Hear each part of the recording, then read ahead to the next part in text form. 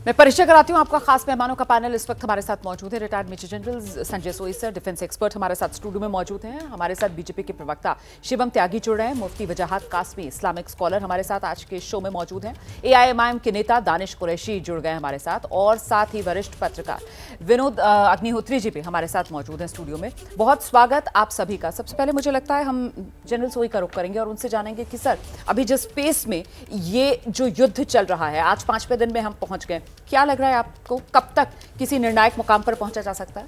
नहीं रोमाना जी, सबसे पहले तो मैं कहूँगा कि आशीष जी वाकई में ध्यान रख रहे हैं। बुलेट प्रूफ जैकेट पहने हुए, हेलमेट पहना हुआ है, बहुत ज़रूरी है।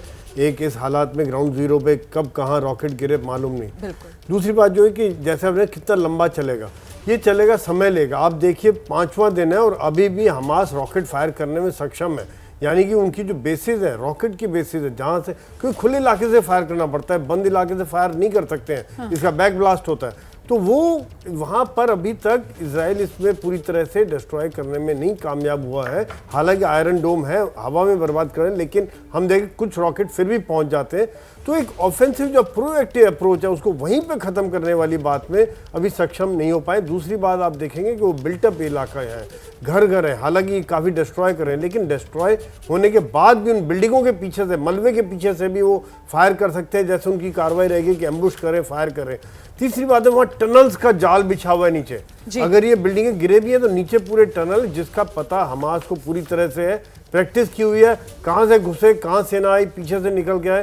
तो इजरायली सेना के लिए बहुत बड़ा चैलेंज रहेगा। एक बात और है कि वहाँ जो सिविल पॉपुलेशन बहुत ज़्यादा है, जिसका कि अगर उनको कैजुअलिटी होती है तो यहाँ पे जो हमास चाह रहा है कि पूरा मुस्लिम वर्ल्ड वर्सेस ज्यू, ये बात को करने की कोशिश होगी। ये जो बात आप कह रहे हैं ना सर, मुझे लगता है जरा जल्दी से एक रिएक्शन विनोद सर का यहाँ पर लेते हैं कि ये जितना लंबा खींचेगा उतना फायदा यहाँ इजराइल के मुकाबले क्या हमास को मिलेगा? विनोद जी, नहीं, जाहिर है, जब ये कॉन्फ्लिक्ट है, लड़ाई है, लंबी चलेगी, उतना ही वर्ल्ड पावर्स का ध्यान अल्टीमेटली जाएगा।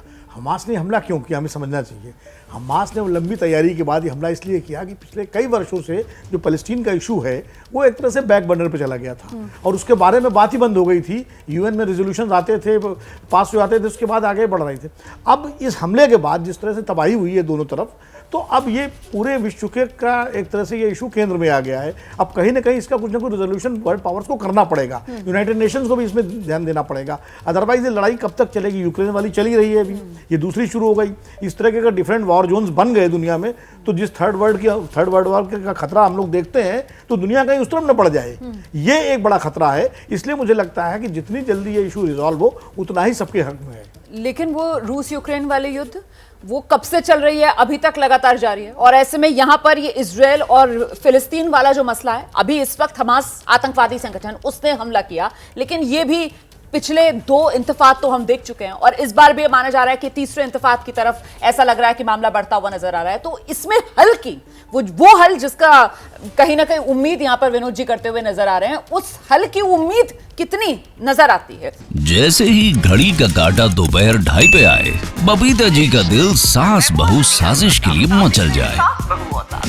और ये है इनकी बहू, पूरे दिन ऑफिस की टेंशन हो जाए गॉन जब ये करें अपना फेवरेट शो फ्री टाइम पे ऑन। इनकी तरह आप भी देखिए अपना फेवरेट शो अपने टाइम पर और डाउनलोड कीजिए एबीपी लाइव ऐप अपने स्मार्ट टीवी पर।